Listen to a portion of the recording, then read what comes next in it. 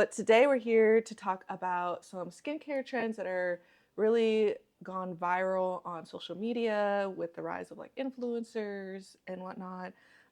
So I think the biggest question that a lot of people have is like, how young is too young to start a skincare regimen? So I feel like a good time to start a skincare regimen would be around like preteen, but it would be a real basic, simple skincare regimen, which is, basically, cleanser, gentle cleanser, moisturizer, and sunscreen.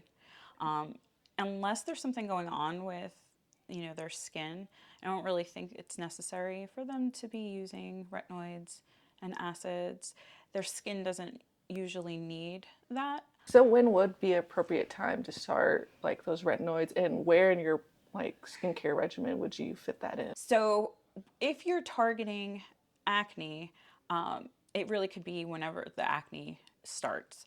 But if you're trying to be preventative for anti-aging, you could start using that once like around your 20s.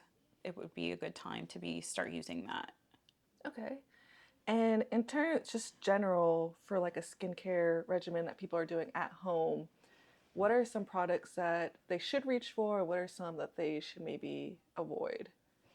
So I don't know if there's anything you necessarily have to avoid, but a very basic skincare regimen would be cleansing, gentle cleanser, and for during the day, using an antioxidant like a vitamin C serum to prevent free radical damage, and a light moisturizer and broad spectrum sunscreen.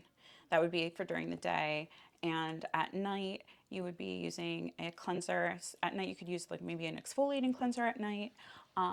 Maybe you could use a scrub uh, a couple times a week, and then you're going to use a treatment product. So that could be like a brightener. If you have some hyperpigmentation, if you're drier, you can maybe use a hyaluronic acid serum. Mhm. Or if you're looking at that like anti-aging and fine lines and things like that, that would be retinol Okay. and moisturizer. Okay. And you mentioned sunscreen.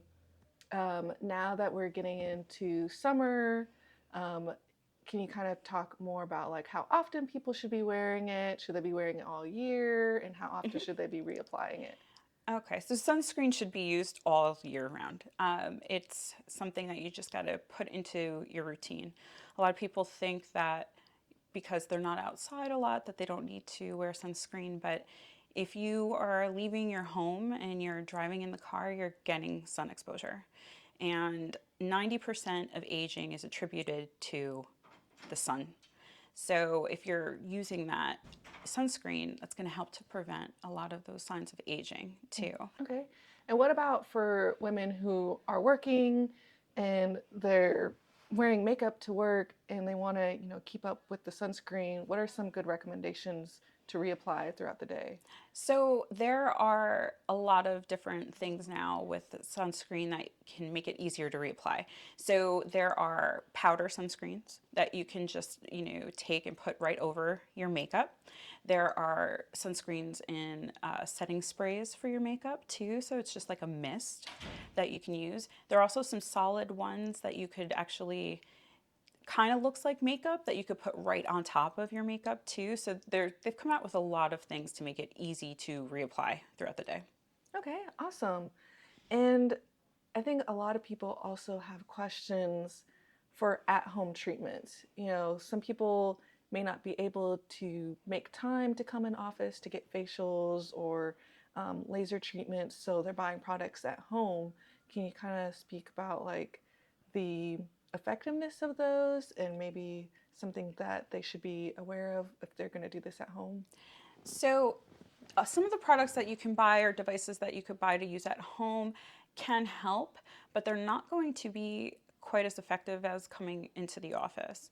You need to be aware of that, not kind of expect the same results that you would be expecting when you go to see a physician or an esthetician. Mhm.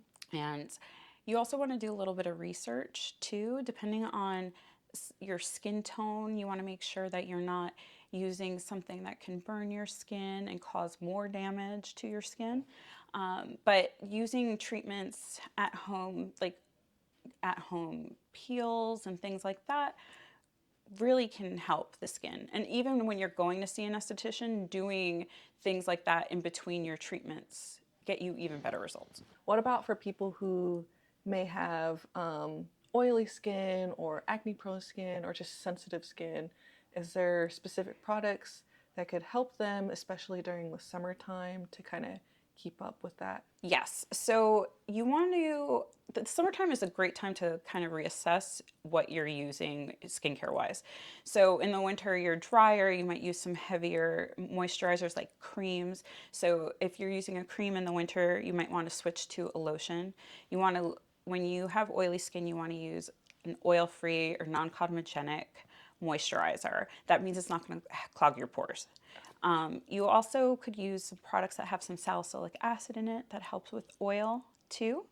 Niacinamide can help with redness and acne as well. So those are some things that you could do, but you can definitely tweak your regimen for the summer to address oiliness. Well, I think that's all I had.